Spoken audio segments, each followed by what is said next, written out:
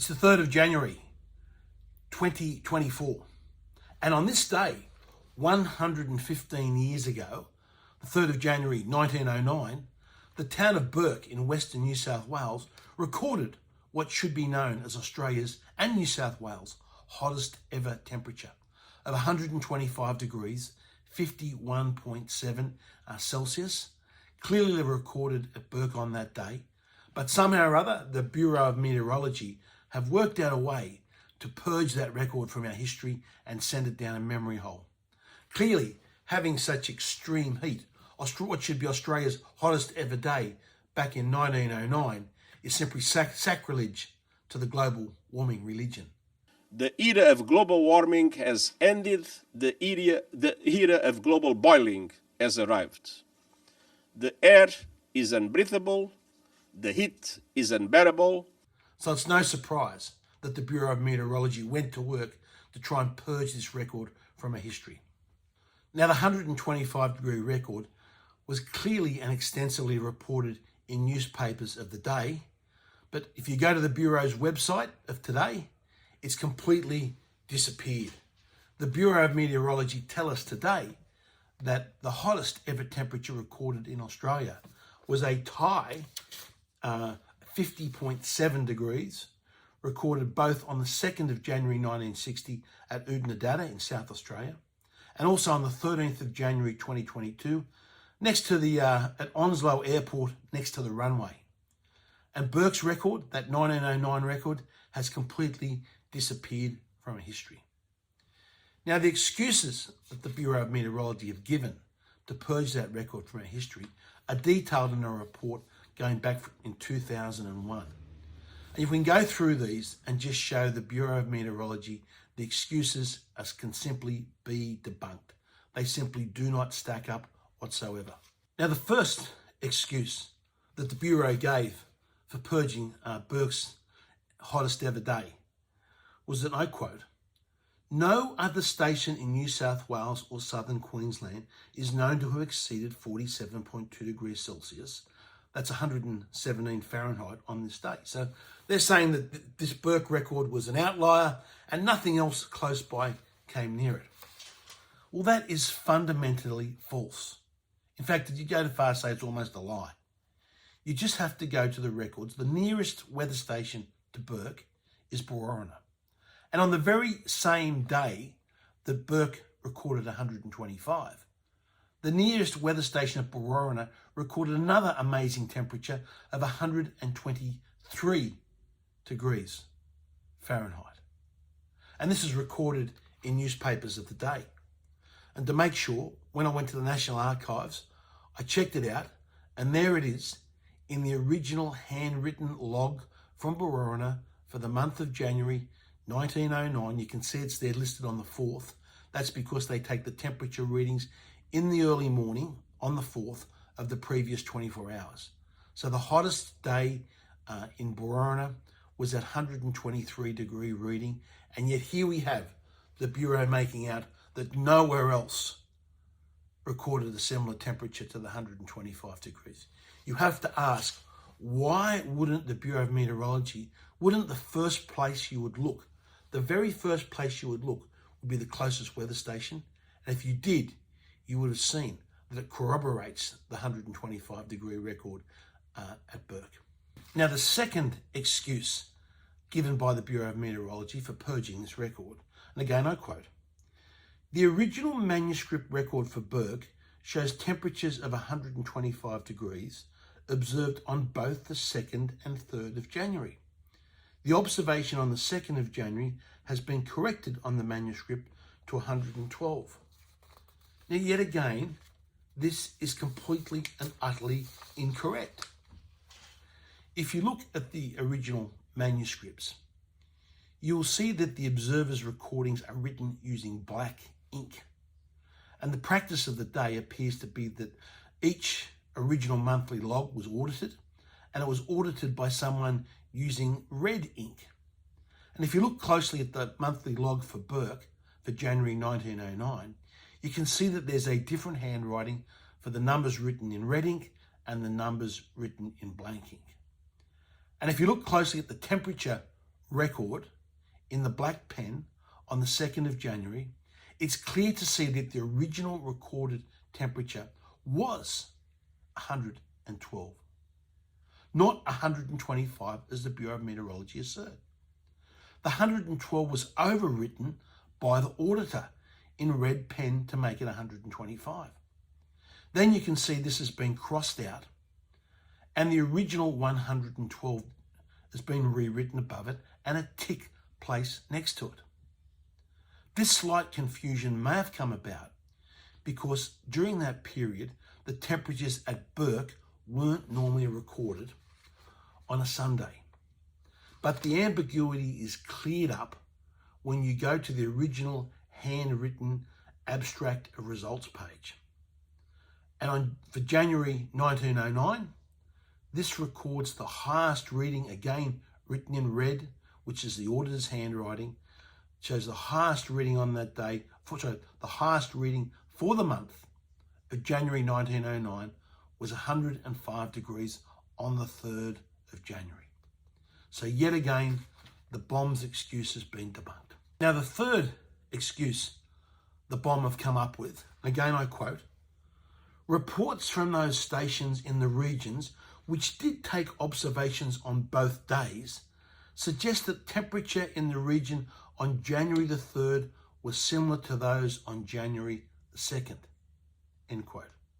Therefore, what they're saying, the 125 couldn't be correct because it should have been the similar temperature to January 2nd, and there wasn't much difference between the 2nd and the 3rd of January. Well, again, this is complete and utter nonsense, and it can be debunked by firstly looking at the temperature recordings for Berowra. You can see at Berowra, the 2nd of January was 116, still an extremely hot temperature, but then it jumped significantly by 7 degrees Fahrenheit to 123 the next day on the 3rd.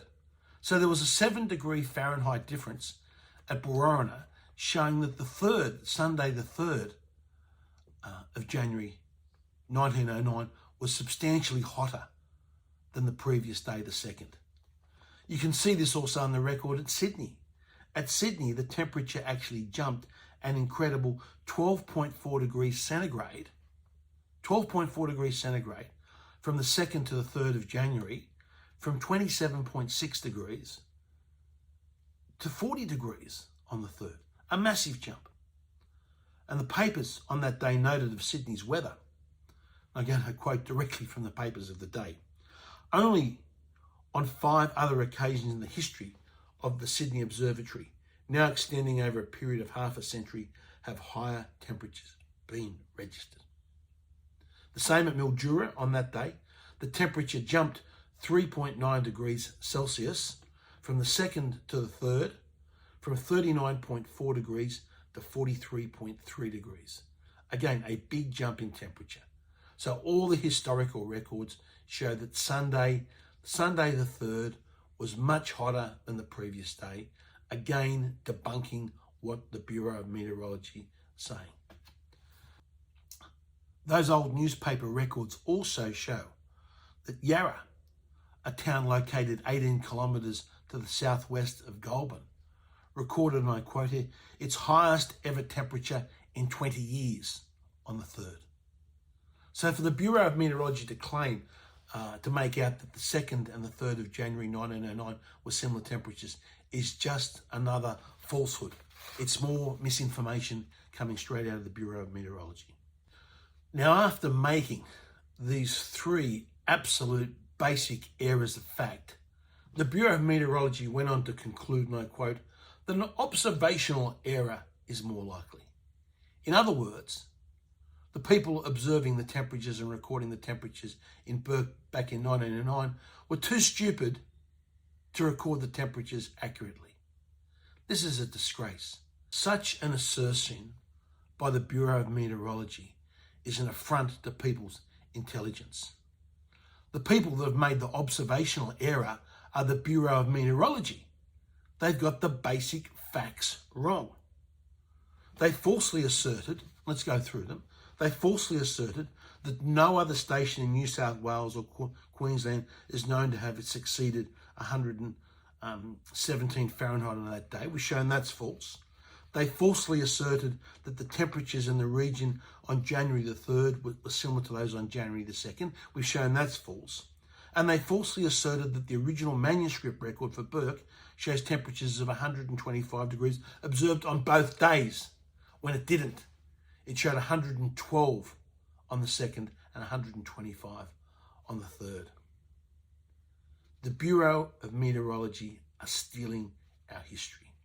To rewrite our climate history with such falsehoods is an absolute disgrace.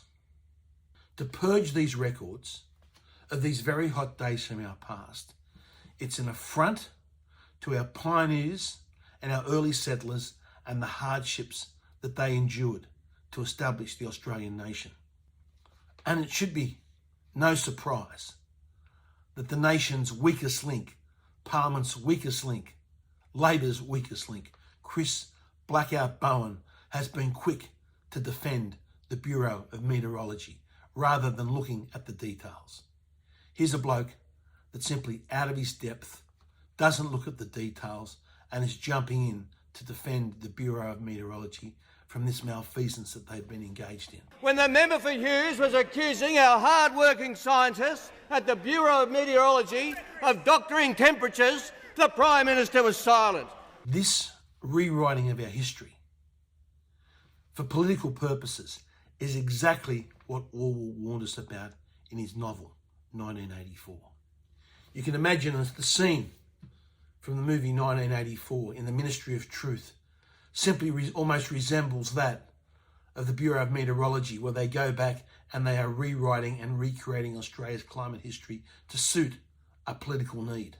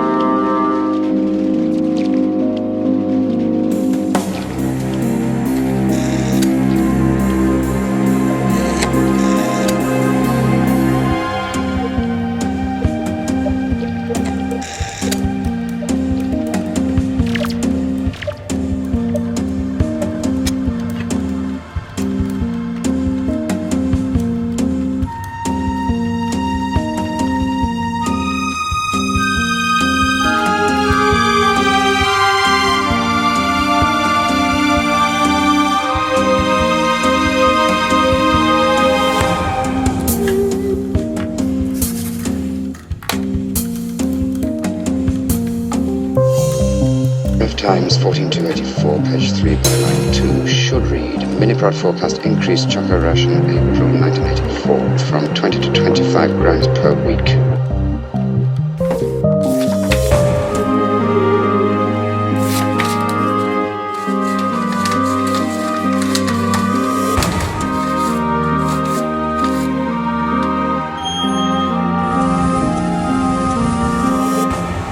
As all warned, every record has been destroyed or falsified. Every book rewritten, every picture has been repainted. Every statue and every street building renamed. Every date has been altered.